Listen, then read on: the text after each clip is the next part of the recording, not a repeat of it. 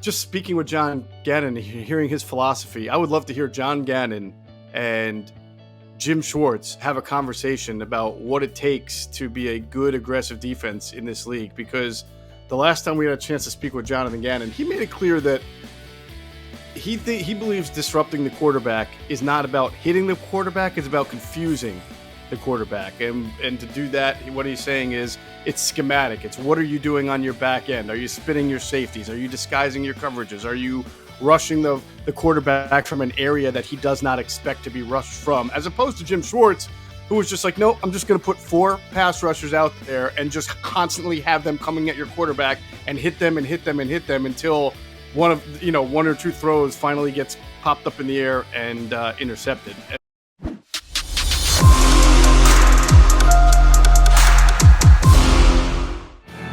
Wednesday get together here on Birds 365. You got John McMullen, Jody McDonald, and as soon as he sits down, and now we've got him, contributor, editor for InsideTheBirds.com and also the Inside the Birds podcast, Geoff Mosher, good enough to jump aboard with us here on Birds 365. You got the good backdrop going. You got a comfortable seat. How's your summer going, Moshe? Has the summer started yet? I'm waiting. I'm always interested, Jeff. Are you and Adam, are those iPhones? Are those Android phones? Did you have to do that with the logo? Did you have to make Hold that? on, let me check. He's looking. Apple approved. Yep, definitely All iPhones. Right, there we go. All right, good deal. Hopefully, we get a sponsor. Free plug, Apple. Inside the Birds and Birds 365. That'd be a nice catch. So where should we start, Geoff Mosher, off-season? I saw you guys talking about the expectations of this team, sort of the hype and the realization that the organization itself feels a lot more comfortable with the depth and the talent of this team. A lot of that is common sense. I do have some questions, though, on the depth part of it, because they brought in A.J. Brown, they brought in Jordan Davis. There are certain positions, offensive line, tremendous depth, linebacker, more depth than we've seen in years here in Philadelphia. But I still look at outside corner. I still look at tight end. I still look at safety and say, oof, one injury and that could be really, really bad. Where are you on the depth aspect of this team? Yeah, you're right about that. There's depth at safety and corner that is obviously an issue, and there's still some time to address it before the start of camp if they want to do that. But if you look at really the offseason in totality, one of the things that Adam and I talked about that was very sort of hard to believe but true was that if you looked at the Eagles coming off their 4-win season 2 years ago and then looked at the Eagles coming off this 9-win season, big jump, made the playoffs, the questions going into the offseason were exactly the same.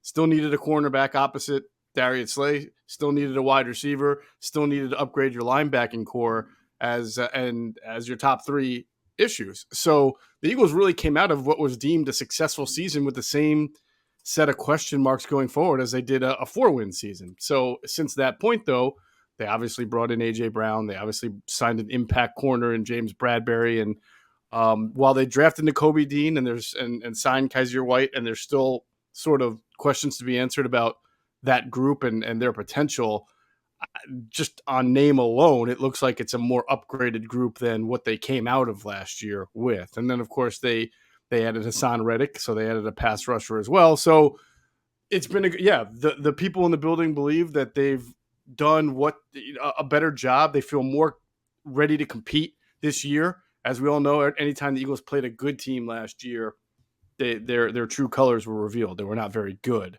So I think, Dallas, you start with Dallas because that's a division team. And I imagine that if you ask people, put truth serum into guys like Howie Roseman and Nick Sirianni and some power brokers up there and said, do you think you got a much better shot of beating Dallas this year? They would tell you, yeah. All right, I want to go to the defensive side of the ball with you, Moshe, because I looked up a number before the show and wanted to see where the Eagles ranked in the league. They had 16 turnovers last year, 17 games, which put them dead in the middle of the pack in the league 17th, 18th, 16th, somewhere thereabouts. Do you mean do you mean takeaways or turnovers? Takeaways, yeah. Takeaways. When I say turnovers, right? Takeaways, fumbles and interceptions. They had 16 last year, 12 interceptions, 4 fumbles, and 4 fumbles over the course of 17 games is not a whole hell of a lot, but that's pretty difficult to be able to manufacture. Will they be a better takeaway team this year? And if so, is it going to be because of changes along the defensive line? And we'll put Hassan Reddick in that mix, or because James Bradbury is a better playmaker than Steven Nelson was last year. How much of an increase do you think we'll see in Eagle takeaways this season? It's a great question, Jody. And I really think that is what's going to be either a catalyst or a turning point for this defense from last year. I mean, there's no denying that their personnel is better. But I would tell you, and just speaking with John Gannon, hearing his philosophy, I would love to hear John Gannon and Jim Schwartz have a conversation about what it takes to be a good aggressive defense in this league. Because the last time we had a chance to speak with Jonathan Gannon, he made it clear that he believes disrupting the quarterback is not about hitting the quarterback; it's about confusing the quarterback. And to do that, what he's saying is it's schematic. It's what are you doing on your back end? Are you spinning your safeties? Are you disguising your coverages? Are you rushing the quarterback from an area that he does not expect to be rushed from? As opposed to Jim Schwartz, who was just like, no, I'm just going to put 4 pass rushers out there and just constantly have them coming at your quarterback and hit them and hit them and hit them until one or 2 throws finally gets popped up in the air and intercepted. And so they're 2 completely different thought processes.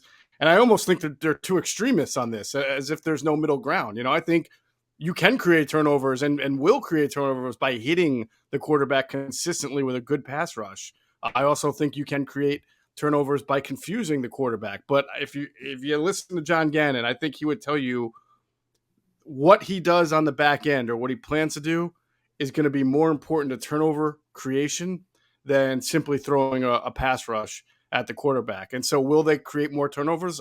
I would answer that by saying, tell me what Jonathan Gannon's going to do this year as opposed to last year to be able to confuse those quarterbacks. Well, I do think, Jeff, that and one of the things, and this, going back for many years, and people call this a copycat league, and for years it was Tony Dungy and everybody, all right, we're going to play cover 2. And then it became Seattle, Legion of Boom. We're going to play cover 3. Now it's Big Fangio. Big Fangio, Big Fangio, Big Fangio. I think we look around this league, over 30% of the teams are now going to play a form of his scheme. And that's why I get, people get obsessed with 3-4 versus 4-3.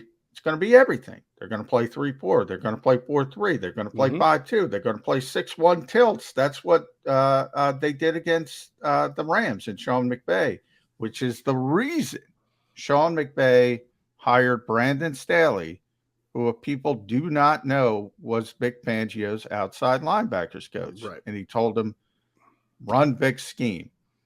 Jonathan Gannon and Brandon Staley are best friends. That's the scheme he's running, not Mike Zimmer's, not Matt Eberflus's. He's trying to run Vic Fangio's scheme.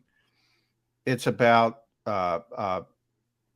sort of disguising the coverage, as you mentioned, at the snap and forcing that quarterback to use the extra second or 2 seconds to figure out what the heck is going on post-snap. Why? I guess my question is, why are people so obsessed with 3-4 versus 4-3? It doesn't matter. Why are people bogged down in this labeling of what I think are antiquated sort of notions? I probably would say that I agree with you, but because you're right. At the end of the day, you have 11 guys on the field. What does it matter where you deploy them, right? I would just say that I think that in this town, outside of the 3 years of Chip Kelly playing a 3-4, we've been really accustomed to seeing a 4-3, or even if it was Chip Kelly playing a 3-4, it was a 3-4 from first down to second down to third down and maybe fourth down. You have not seen an Eagles team have what I would say is this much variability and optionality. And that's a good thing. I agree with you. I think that the ability to adapt and do something different is good. But, fans like to understand the game. And, 5-1 and 5-2, which we saw last year, has to be the first time in decades we've seen that in Philadelphia. So I think people get kind of they try to get an understanding of what the Eagles are doing. And then all of a sudden everything changes. And now you have a strong side linebacker who's on the line of scrimmage, which we haven't seen in this town in God knows how long, maybe since Seth Joyner, right? And now all of a sudden you're drafting Jordan Davis, a 350-pound guy that the Eagles would always say, no, we don't want that kind of guy. So I just think there's a natural curiosity to like, what's going on here? We're not used to this. But I agree with you. There's a copycat nature, and it's sort of ironic that it comes from the Rams because it feels like everything the Eagles do for the last 2 or 3 years comes from the Rams, from their medical staff to their OTA planning to their training camp planning, and now their defensive structure. So the one thing about, the Nick Sirianni is amazingly, I don't think he's ever come in contact or he's not related to Sean McVay, and he still got the job anyway.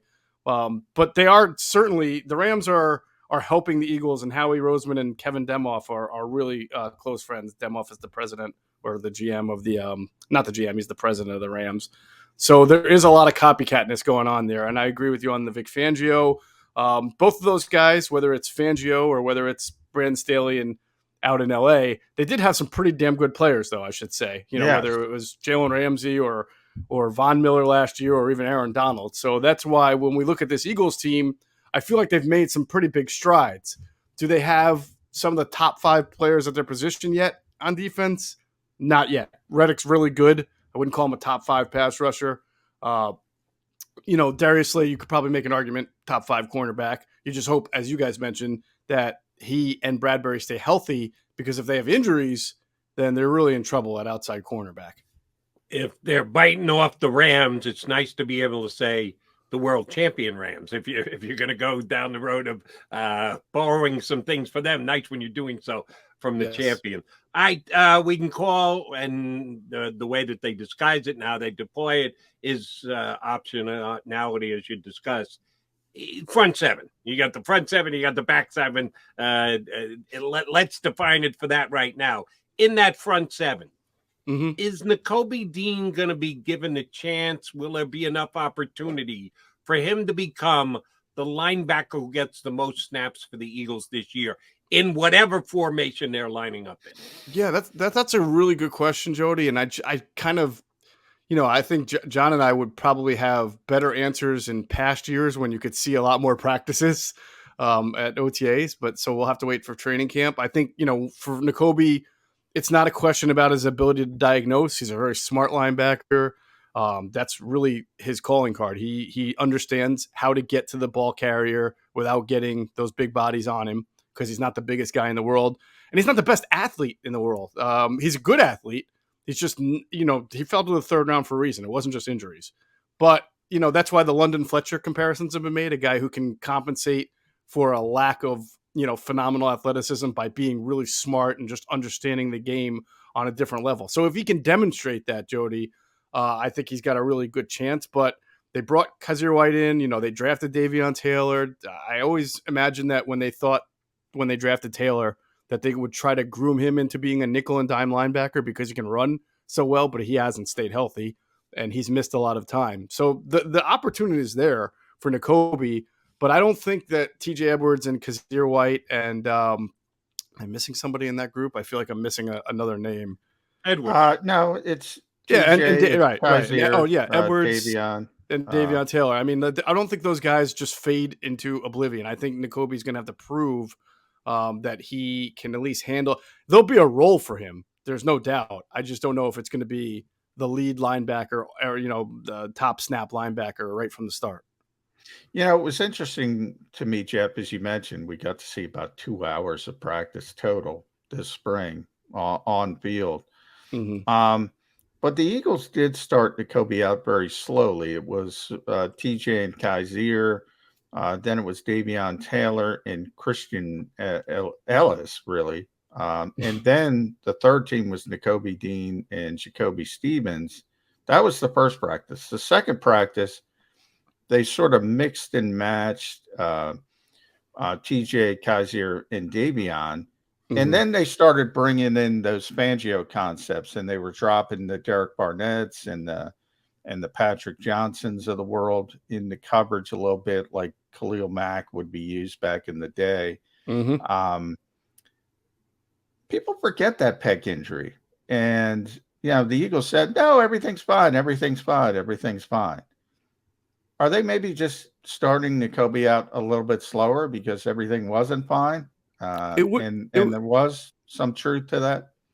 Well, I would say, without knowing exactly what they're thinking, that it kind of goes part and parcel with how they've kind of treated a lot of their players, especially those who have an injury history. And not only did Nakobe come here with the pec injury, but there was a long list of other injuries that he had. That now none of them were major. I think he played every single game in college, but we see that with a lot of Alabama guys too, right? They play every game, but then they come to the NFL and they're already suffering from X, Y, and Z wear and tear type injuries. So that style of defense Georgia plays. Kirby Smart comes from Alabama. So I imagine with them and their forward thinkingness, they understand at that position the rigors of it and what he's already been through, that it's probably best to keep him fresh and preserved for camp and not try to throw him out there doing too much too early. So I think it's a combination of all of that, John.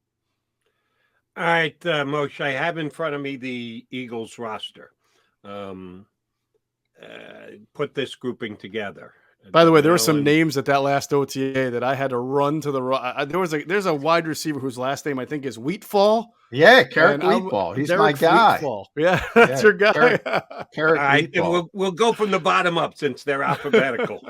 Wheatfall, Watkins, Ward, Smith, Rager, Pascal, Hightower, Hammond, Covey, Kane, AJ Brown. You want to put JJ in that group, or were you putting him over? Nah, he's a tight end now. Yeah, all right, fine. And Devin Allen. That's 12 wide receivers. They got 12 wide receivers on their roster right now out of the 90. Let's go quickly through the running backs. Okay, you got Boston Scott. Okay, you got Kenny Gainwell. Okay, you got Jason Huntley. You got Kennedy Brooks. 4. They got 12 wide receivers and 4 running backs. No, you talked about this. You got 5. You forgot Miles, I think. They got 5 back. Yeah, I think you mentioned Miles Sanders in there. Boston, Miles, Huntley, Gainwell, Brooks. Sorry, 5. 5 running backs and 12 wide receivers. There seems an imbalance there. I know that you can use 3 wide receivers on any given set. They almost never use 2 running backs. So, yes, I understand there would be more wide receivers than running back, but there seems like there's less. Jordan Howard. No, you talked about him on your last podcast. It's tremendously helpful to the Eagles that they can just wait. And then when they need him, go, Jordan, guess what? Come on into camp. We'll put you on the practice squad. And then they throw him in the game and he's productive for him. When is that going to happen this year, Moshe? Well, let's have me on at this time next month and maybe we'll talk about it. The beauty of Jordan Howard for the Eagles is that ever since Miami cut him, like at the beginning of the previous year, there has been no other team that has showed any interest in him other than the Philadelphia Eagles. And I think at this time last year, they were surveying their running back group saying, we need a bigger, a power guy. We need somebody to come in. So they signed him, and he said he basically said I was going to retire, but the Eagles are the only team that called me, so I gave it a shot. And then they cut him anyway, and then they put him on the shelf for 5 weeks. Then he obviously was a huge catalyst to their running game, but they're smarter this time around. They know that Jordan Howard will be there if they need him because nobody else is going to sign him, right? I mean, he's a good running back when he's healthy, but he hasn't really been healthy. He's not very explosive. He's a downhill guy, dime a dozen. He just happens to play well when he's with the Eagles behind that great mammoth offensive line, and I'm sure the Eagles are thinking that too. There's other guys. I think Carlos Hyde is still out there. I mean, there are probably 5 or 6 veteran running backs who are big guys who are out there that the Eagles know that when they need them, they can call him. I mean, literally, they could call Jordan Howard 5 days before the start of the season, probably sign him and have him ready to go within 2 weeks. So there's no real impetus for it. That's always been my question. Why don't the Eagles just, as you mentioned, Jeff, not me, maybe Kevin Kincaid can get 5 yards per rush behind that offensive line. Why not just sign the 225-pound younger guy and go about it that way. But I think the fact that they are continuing the COVID rules when it comes to the practice squad, I think that helps Jordan Howard because Yes. now you can stash him on the practice squad until you need him. Nobody's picking him up. Nobody, he's on the street, right? So you That's can right. feel very comfortable cutting him, bringing him back to the practice squad because you can keep veterans on the practice squad and Mm-hmm. go about it that way. You think that's the Eagles' plan? They'll just sign him before camp and say, "All right, we're going to cut you, bring you back, and Sure. then we'll put you glass in case of emergency." That's right. And if it's not Jordan Howard, remember a cut down date, there's always 2 or 3 veteran running backs, big guys who just get cut from their teams and become available. So they'll have their pick of a guy, as you said, to be there as an emergency in case you need to throw behind that offensive line and get him some yards. So, and watch, they'll do that with tight end too, John, I would think. Obviously Yeah, Dallas tight Goedert's ends. their number 1 Yeah. tight end. And right now, if you had to ask me, I think Jake Stoll would be your number 2 tight end, but we have to see what Grant Calcaterra can do. And Richard Rodgers, though, he'll always be there. And they'll probably, I would assume, they go into the season with just 2 tight ends on the 53, but having 2 or 3 on the practice squad, one of which will probably be a veteran like Richard Rodgers. Richard Rodgers is the Jordan Howard equivalent at tight end. Yes, He is. We see that the exact same way.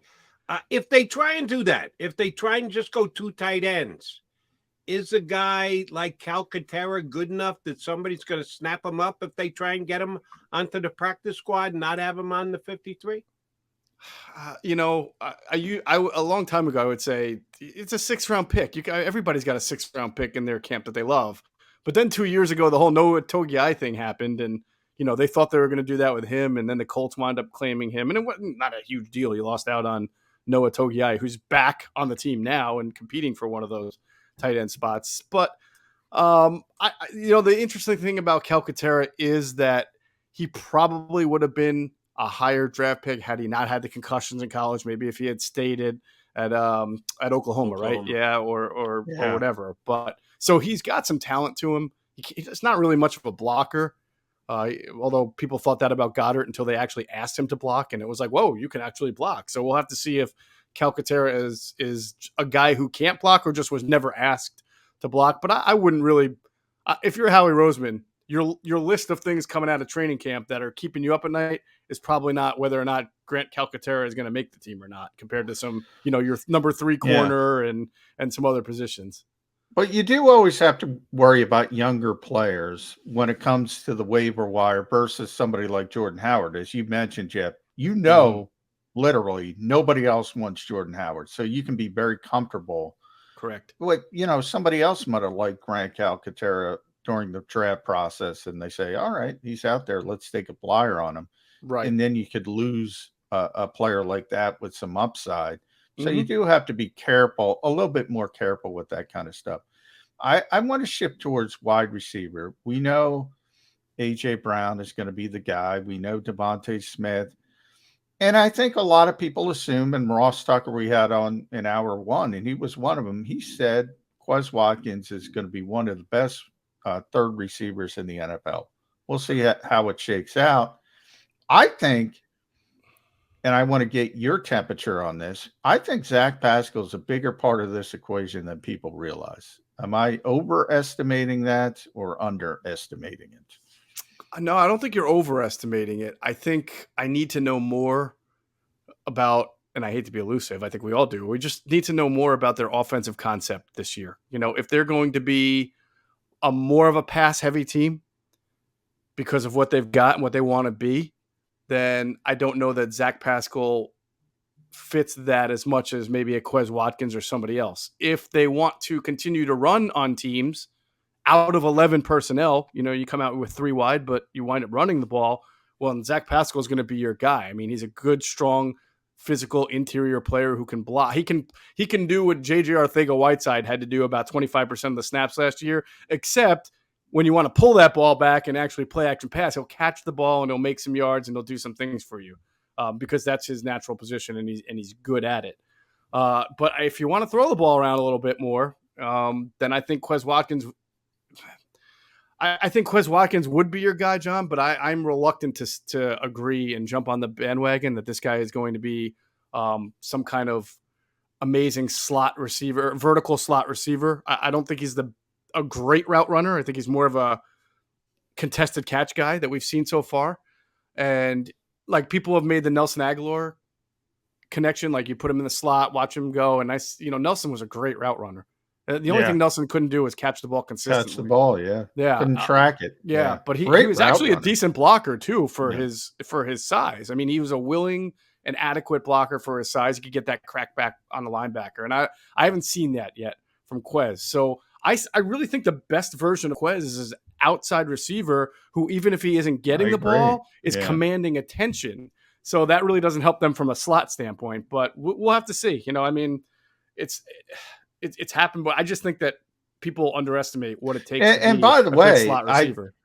I think Quez is going to get most of the playing time as sort of the wide receiver 3, but I just think it's going to be more of a split with him and Zach Pascal. So for people thinking that Quez is going to be the guy, I think they're going to kind of split that role a little bit more than people realize. Could be wrong. It wouldn't be the first time. Certainly, if they're going to run, John, I mean, it would make a lot of sense. If they still want to keep that strong running game, it makes sense to have Pascal in there as a interior receiver and 11 personnel. Right. But have you actually broken down tape on Zach Pascal, or are we taking Nick Sirianni's word for it?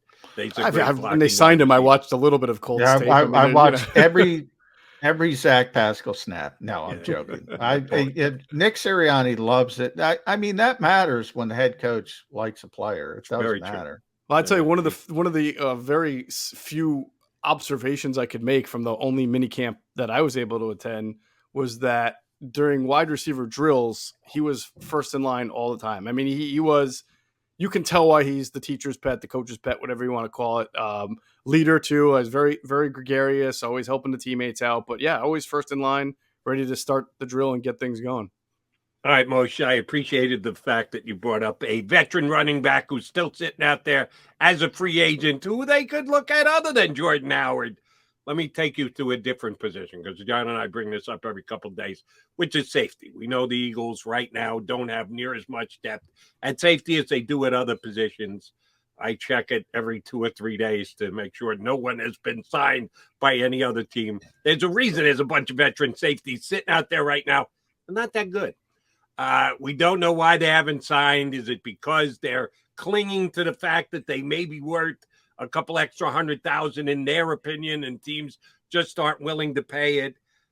So I'm going to ask you to project. If there's a trade, there's a trade. And that could be a really nice upgrade at the position if the Eagles can pull something off like getting Chuck Carr out of Baltimore. If not, it's the group that's there as free agents right now. Is Howie Roseman going to sign one of those guys? Whatever time it takes, whatever leverage needs to shake itself out as to what their worth is, are they going to add another veteran body at the safety position, or are they willing to go to war with what they have right now at safety? I think they will at a safety at some point. I don't know if it'll be before camp, in the middle of camp, coming out of camp, but I don't think it's going to be somebody that they're adding, unless it's a trade. I don't think it's going to be somebody that they're adding to become a starter. They're happy. They're pleased with the development of Marcus Epps. They want to see him play as a starter. They obviously brought back Anthony Harris because he knows the defense. They're not deep. I mean, Kevon Wallace has not impressed them. And, they talk about Andre Sachere and Jared Maiden. It's nice to talk about that. But, what would they say if those guys had to start games is really what you would ask. And then, of course, we know they went after Marcus Williams in free agency. So when they tell you that they're really, really happy with their safeties, and they conveniently ignore the fact that they threw a lot of money at one of the best ones in free agency and just struck out. So that makes me do think that they are going to make a move at that position for depth, most likely, unless somebody becomes available who's a starter. I know everybody says Jeremy Bates, but, we'll have to see. It's very rare that the Bengals make trades like that. So I don't know, but I would imagine that they will address the position at some point. I just don't think it's going to be what everybody's hoping for, which is like this final piece of the puzzle, get me a better starting safety. He is at Geoff Mosher, NFL. Follow him on Twitter, Inside the Birds, InsideTheBirds.com. Listen to the podcast with Adam Kaplan, friend of the show as well. I'll finish up with safety as well, since we're talking about it, Jeff. If they are able to pull off sort of the Ronald Darby-like trade in training camp, and they get Chuck Clark, for sake of argument, and they bring in that type of player, who's sitting? Marcus Epps or Anthony Harris? That's a great question. I mean, you almost think that they're going to be a little bit more selective in. I mean, they brought back Anthony Harris on a 1-year deal. Are they really going to go out there and get somebody and then all of a sudden cut him? Because they do like Marcus Epps, and he can run. He helps them out in that position. He runs better than Anthony Harris, which is, again, why I think that they're more likely to pick up a depth piece than a starter, at least at the beginning. But that's a good question. I would tend to think that if they brought in a safety who's better than both, then Anthony Harris is probably going to play a lesser role than Marcus Epps. I mean, we started to see that toward the end of the last year anyway, where Marcus Epps was getting more time in certain situations. All right, most important question is, just because I got your website open and I see a couple of the pictures you guys have up, and we got Nick Sirianni with the hat on. What will he be inscribing in his hat during the games this year? Are we going in another direction that we can read between the lines as to what Nick Sirianni is thinking or doing or whatever? A little different. I was intrigued by it last year. Can we pick up hints on what Nick Sirianni is thinking and doing via his visor this season? I don't know. I wonder this, though. Do you think he has the guts to wear another Beat Dallas t-shirt the week of a Dallas game after, they got their asses handed to them twice for the Cowboys last year? The second one doesn't count. Come on, the JV game doesn't count. They got their ass kicked once. You cannot count it if you want, but if you think that they were going to win that game, if all starters and all starters. I just want less pandering, Moshe. I want less Phillies, Sixers, and Flyers gear. No. Yeah, pandering is a way of life here in Philadelphia. You want to get along, you got to suck up, you got to talk trash. Oh no, that's part of being a Philadelphia sports personality. I think that's just who he is too. That's why I get in trouble. I know that's why you're John rubs McMullen. People the wrong way. You got to learn to do better at that, John. I do know, it can rub some people the wrong way, and some people like it, but I don't think he's going to stop. I mean, I just think that's his personality. He's like a one for all for one type of guy. He is very energetic, very gung ho. Yes. The one area where it does work, it works with the fan base. There's one born every minute here in Philadelphia. They love it. If you turn around and kiss butt on the Philadelphia fan base, you'll always have the fans on your side. As long as Geoff Mosher, you'll always have us on your side because you do such a great job on both inside the Eagles and whenever you come on with us. Thank you very much for doing so. Take a month off. We'll reach out when camp opens up, get you on again. Thanks for doing it today. No problem, guys. Have a great summer.